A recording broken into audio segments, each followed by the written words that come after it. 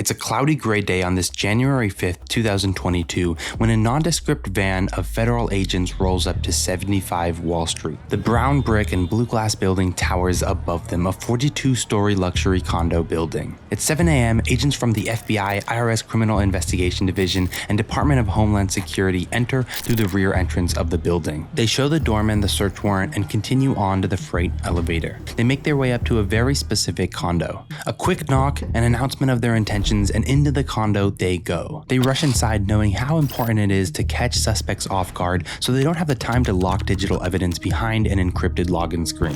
In this one raid, the agents retrieved $40,000 in cash, Ziploc bags stuffed with burner phones, hollowed out books, and 50 tablets, phones, and other electronics. This evidence would go on to connect the dots on the biggest heist in the history of cryptocurrency. Not only would this be the biggest crypto heist, it would also go on to be without a doubt the strangest, because in this condo were the self-proclaimed weirdos behind the heist. Ilya Lichtenstein, a man who went by Cat Monkey Wizard online and discussed how tasty his cat's food was, along with Heather Morgan, a rapper creating music videos where she suddenly appears half-naked straddling a vacuum cleaner. As strange as these two were, their ability to carry out a complicated cryptocurrency hack should not be understated. If it weren't for one simple mistake, Lichtenstein and Morgan could have very easily avoided the investigation carried out by the federal government, leaving me with no story to tell you today. But thankfully that's not the case. So first, let's talk a little bit more about our team. Heather Morgan always thought she was different. She was raised in Tehama, California, a tiny town of 400 people, and she immediately knew that she wanted something more for her life.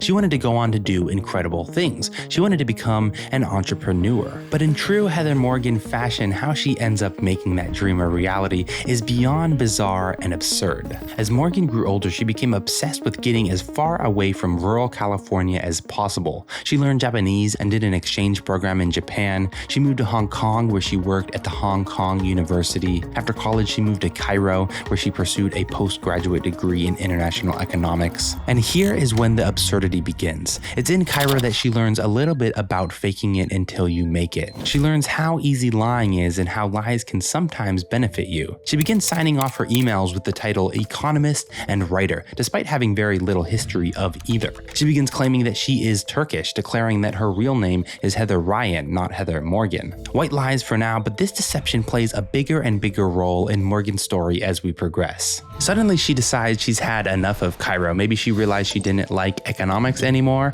or maybe she realized it was time to finally pursue her dreams of being an entrepreneur. But out of nowhere, she announces to her friends that she will be moving on to bigger things in the tech capital of the world, Silicon Valley. So after just one semester, she was on her way to San Francisco. Once there, she immediately starts her networking journey. Crashing on friends' couches from week to week, Morgan spends every waking minute trying to network her way to the top of Silicon Valley. Eventually, she gets a bite. She meets a young Jordanian entrepreneur named Hassam Hamo. Hamo had recently been accepted into the 500 Startups Accelerator program, one of the top accelerator programs in the country. He was to take the $37,000 investment from 500 and start a gaming company. To Hamo, Morgan was the perfect person to pitch his company to investors and partners, an American woman with some knowledge of Arabic, a master's degree in economics, and a practicing Muslim who fasted during Ramadan. Now, of course, we know that she wasn't Muslim and that she only spent a semester at her master's program, but Hamo doesn't need to know that. So just like that, Morgan had made her way into a very exclusive circle. She was introduced to loads of startup founders and investors that were affiliated with the 500 Startups program, simply by working with Hamo. She immediately began rooting herself within their inner social circle, and with her outgoing quirkiness, it's easy to see how she quickly became connected. For example, when some 500 members filmed a rap video about raising funds for their startups, Morgan got invited to appear as the representative of Hamo's gaming startup. In the video, in true Morgan fashion, she suddenly strips to her bra and underwear for no apparent reason. The other members reported that they did think it was a bit odd, but it wasn't reason enough to remove her from the group. In fact, they didn't mind her strange quirkiness. If anything, it made things a little bit more entertaining. And the strangeness doesn't end there. All these connections eventually led her to her partner in crime. But that story actually starts with a marriage to another man. Not even 6 months after being introduced to Hamo and working with him on his gaming company, Morgan disappears without a trace. Hamo tries to reach out to her, repeatedly calling her and texting her, but he hears nothing back. Well, that's because Morgan was in Brazil saying "I do" to another 500 Startups member, Bruno de Souza. De Souza was the founder of an app that that allowed users to track their pets. According to De Souza, these two met in New York and immediately hit it off. The only problem was De Souza lives and works out of Brazil, but who are we kidding? That's not a problem for Morgan. Heather Morgan has no issue suddenly moving across the world without notice. So that's what she does. Before you know it, Morgan is in Brazil securing a green card by marrying her new business partner. Surprise, surprise, this relationship only lasts a few months as well. Before you know it, Morgan is reporting to her friends that De Souza has suddenly become abusive. He's been cheating on her, screaming at her, and disrespecting her in many ways. De Souza claims this is one of the many stories that she concocted out of thin air, but according to her, he became so abusive that she had no option but to flee back to California. And it's a good thing that she does so, because otherwise we may not have the story of Bitcoin, Bonnie and Clyde. Before the divorce papers with De Souza are even filed, Morgan begins dating Ilya Lichtenstein. One of her close friends at the time remembers her introducing him. This is Ilya. He's a black hat hacker. Ilya Lichtenstein was born in Russia but grew up outside of Chicago. Lichtenstein goes by the nickname Dutch, so let's just call him Dutch. Dutch connects with Morgan immediately. One of Morgan's friends is quoted, "I think he was the first guy I saw who was as weird as Morgan." For example, one former classmate described a time when he let Dutch borrow his pen in class. One day, Dutch approached him with a blank piece of paper and asked him to sign the paper. He did so, and Dutch disappeared without a word. When Dutch returned, he presented him with a contract that had been constructed around the signature. In the fine print of the contract, it stated that the classmate had agreed to bequeath the pen to Dutch. But his strangeness led him into a much darker path than Morgan. Dutch described himself as a huge geek who had been captain of the math team, which led to his interest in computer programming, but he also took an interest in the human mind and how he could learn the inner workings of it to make him more money. While pursuing a degree in psychology at the University of Wisconsin at Madison, he discovered the business of sketchy affiliate marketing. The business works like this. You buy tons of ad space on Google or Facebook and craft ads for third-party sites. If you have questionable morals, you can promote companies that prey on people's deep desires. Snake oils like diet pills and brain boosters, or rigged games like offshore gambling sites. This is exactly what Dutch did, and before you know it, he was claiming to be bringing in more than $100,000 a year. A taste of the entrepreneurial high, and Dutch was ready to leave everything behind and go make even more money in Silicon Valley. So that's what he did. He sold everything he owned, said goodbye to friends and family, and was soon in San Francisco, saying things like, "If you send me an email, I need to know in about 15 seconds how reading this email is going to make me more money." He fit in well, and his actions matched his words. He launched a number of online ventures in an attempt to make more money. The ideas ranged from a dating site all the way to a hacking tool used to bypass the security tool CAPTCHA. Eventually, he started MixRank, a data-driven marketing tool. He received funding from Mark Cuban, user signups skyrocketed, and Dutch was well on his way to becoming a well-known entrepreneur. This traction even got him an invite to become a mentor for an accelerator program called 500 Startups. Now, we don't know exactly how it happens, but we can only assume that Dutch and Morgan meet at one point or another during a 500 Startups event, and the rest is history. Our partners in crime have now been introduced, so we started the countdown to the infamous hack. Similar to Morgan's previous relationships, things move very quickly. Morgan moves into Dutch's high-rise apartment in San Francisco, and her newfound proximity to a successful startup founder inspires her to launch a startup herself. This one will be called Salesfolk, and it will offer cold email marketing campaigns to other startups. Things seem to be going well for both Dutch and Morgan. Morgan hires an old friend as her first employee. They work together to market their company, construct email campaigns, and organize client meetings.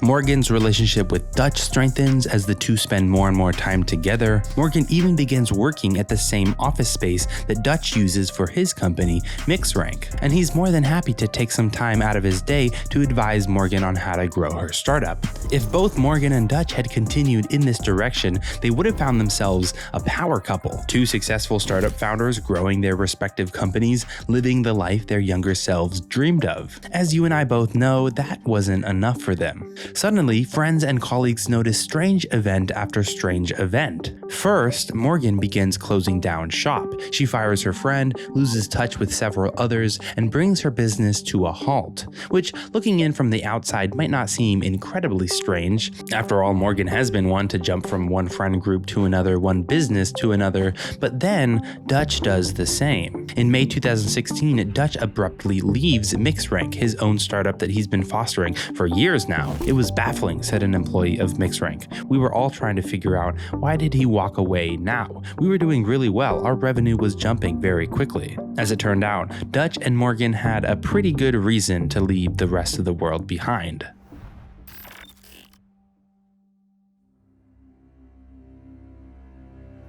August 2nd, 2016, Bitfinex, one of the largest cryptocurrency exchanges, is forced to break some terrible news to their users in the world. They've suffered a security breach. Many of their users will log in to a decreased balance, if not an entirely empty one. An investigation finds that the hacker had stolen 119,754 bitcoins. At the time of the hack, this quantity of bitcoins was valued at around $66 million, but at the peak price of Bitcoin in early 2024, this quantity would have been valued at around $8,742 million. 8 years later, and we know many of the details of how this operation was carried out, and believe me, this was no easy feat. Dutch and Morgan had to carry out an incredibly intricate plan involving both hacking and social engineering. Dutch had obviously upgraded his hacking skills from the simple CAPTCHA tools he had created in the past. Bitfinex tried to prevent something like this from happening. In 2015, Bitfinex suffered from a different hack, losing about $400,000 in various cryptocurrencies. So, Bitfinex set up an entirely new security system. See, in crypto trading, coins are stored in wallets and accessed through keys. Think of a wallet as a bank account, each wallet having a public key, kind of like how a bank account has an account number. Knowing a wallet's public key means nothing, you can't alter the funds in any way. But each wallet also has a private key. This is what hackers are after. So what exchanges like Bitfinex will do is lump all of their users' crypto into a few wallets and store the private keys to those wallets in cold storage, which simply means in a computer that is permanently disconnected from the internet. This is usually pretty safe, but Bitfinex and their hired crypto security company BitGo hope to come up with something better. In their new system, each user would have their own wallet, allowing customers to see for themselves exactly where their coins are being stored. When a transfer request is sent for a small amount, the system would access the private key and approve the request, but large transfers would require a correct private key and the input of a second key that was only known by a Bitfinex executive. This was supposed to mean that even if Bitfinex got hacked, only a small amount of Bitcoin could be stolen.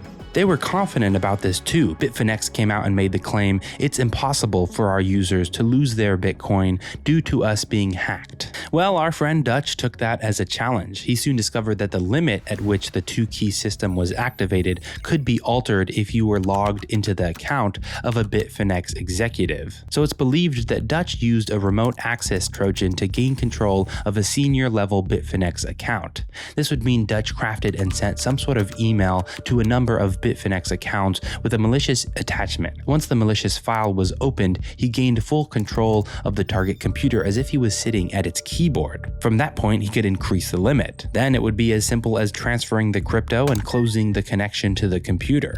And when he did so, he left without a trace. He erased the server's memory on the way out, removing any record of his presence or his location. And when a company called Ledger Labs investigated the breach on behalf of Bitfinex, they were unable to determine exactly how the hacker got into the exchange's servers. For Bitfinex, a long road of investigation and headache began, but for Morgan and Dutch, the party was just getting started.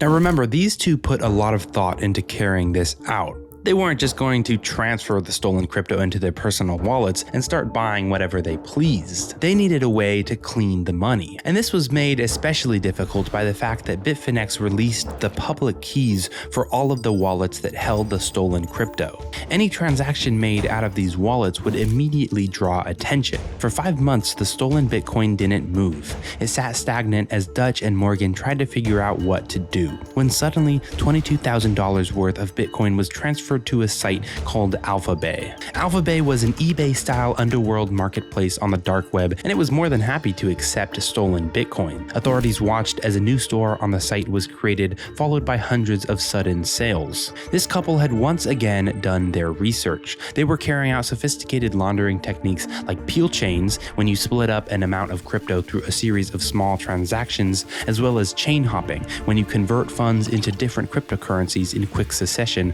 hopping across blockchains. Bitcoin, Bonnie and Clyde had now cleaned some of their crypto and could begin using it in their day-to-day life. How they chose to live their lives with this newfound riches, however, is quite perplexing. Particularly what Morgan decided to do. Not that Morgan didn't have to worry about making money, she could pursue her true passion: rapping. Heather Morgan was no longer Heather Morgan, she was now Razzle Khan. An alter ego of Morgan's, Razzle Khan is your neighborhood rapper producing rap anthems for misfits. Razzle Khan's raps are about literally anything from pandemic PSAs to statements about the Me Too movement in tech, but they mostly consist of her explaining how much of a bad bitch she is. According to her lyrics, she's such a bad bitch that she will spearfish your password, all your funds transferred. A little reference that didn't make sense at the time but made for some lovely foreshadowing for us to discover later on. By the way, this line was referenced by the prosecution in her eventual court case, so condolences to the jurors who had to listen to her songs in court. Anyway, Razzle Khan wasn't the only persona that Morgan felt the world needed. Sometimes she was Turkish Martha Stewart, who cooked meals and also rapped. Sometimes she put on a blonde wig and became Charlene from the South, and sometimes Morgan returned to her own self, having discussions with Dutch about how cat food didn't taste that bad. Now, as strange as all of this was, this isn't exactly living the life we'd all expect them to. They were suddenly hundreds of millions of dollars richer. You'd think that they would do a little more than hire a few extras for their strange rap music videos. Well, the two must have been slowly growing their confidence in the money laundering techniques that they were using, because that was all about to change in so many ways. Malaysia, Hong Kong, Egypt, Vietnam, Ukraine, and LA, this couple was suddenly everywhere, and they weren't flying economy or staying in your run-of-the-mill hotel. Somehow, Morgan and Dutch could now afford first-class tickets and five-star hotels wherever they went. They moved to New York and settled into a $1 million condo on Wall Street. If they keep up this lifestyle, all it would take is a few simple mistakes to bring about their entire downfall. Plus, what happens next definitely doesn't help their case. Remember that website we discussed earlier called Alphabay? Well, unfortunately for Morgan and Dutch, the site had become quite a lucrative takedown for police in a separate investigation.